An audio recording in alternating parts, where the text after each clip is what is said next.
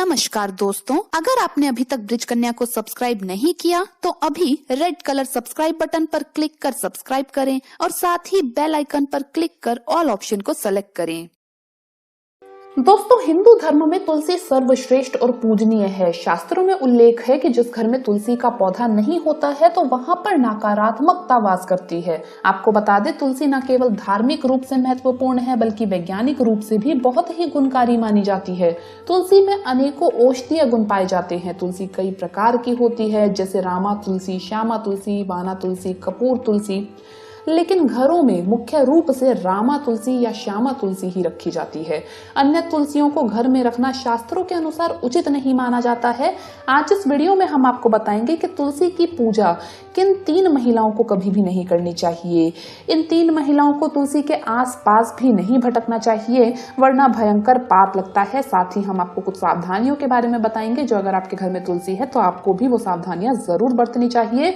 तो पूरी जानकारी के लिए इस वीडियो को अंत तक जरूर देखिएगा।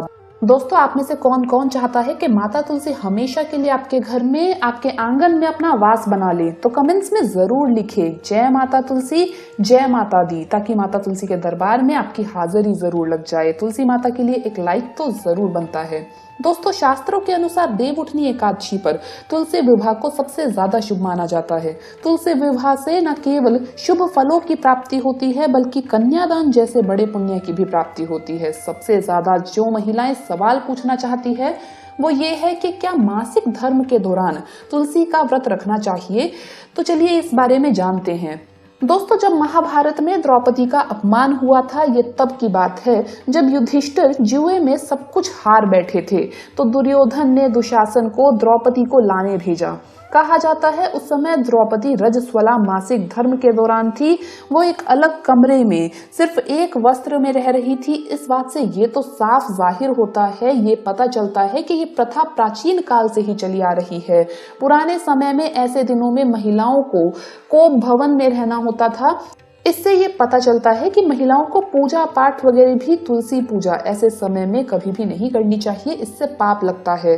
शादीशुदा महिलाएं, खास तौर पर सुहागन महिलाओं के लिए तुलसी पूजा बहुत ही महत्वपूर्ण मानी जाती है। तुलसी विवाह को पूर्ण रूप से करने से वैवाहिक जीवन सफल हो जाता है और 7 जन्मों तक का साथ मिल जाता है। लेकिन क्या आप जानते हैं, अगर आपने हिंदू रीति रिवाजों के साथ 7 फेरे नहीं लिए हैं तो आप पवित्र तुलसी पौधे के आसपास भी गलती से भी ना जाएं।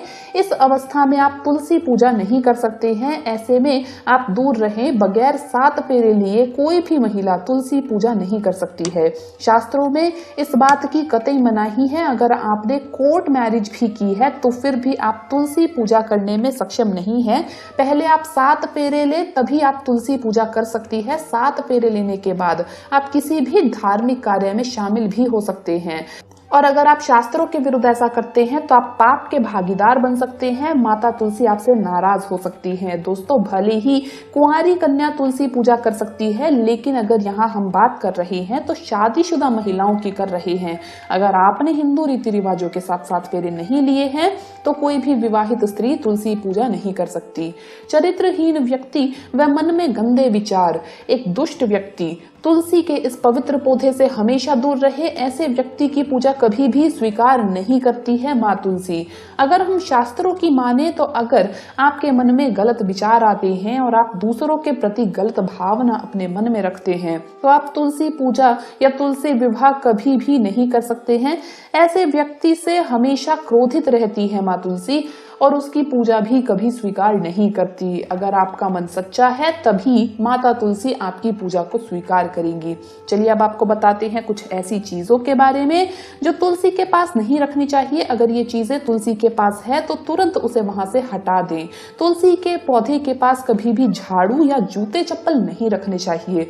बहुत से लोग तुलसी के पौधे के साथ दूसरे फूल पत्तियों के पौधे लगा देते हैं, जो ठीक नहीं है। तुलसी जिस गमले में लगाएं उसमें कोई अन्य पौधा लगाना ठीक नहीं होता है। इससे तुलसी का विकास समुचित नहीं हो पाता है और वो सूखने लग जाती है।